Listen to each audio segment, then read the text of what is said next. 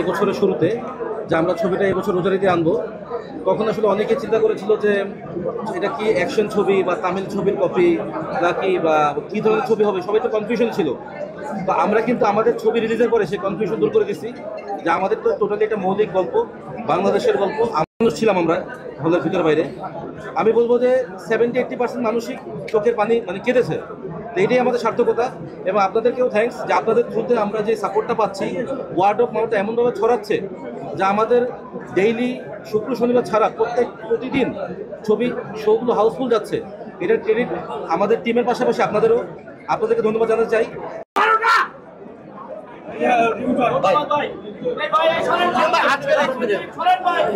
আজকের এক্সপেরিয়েন্স হচ্ছে ইমু ভাই জঙ্গলি হয়ে গেছে। কেমন লাগলো? এক কথা শুনতে চাই।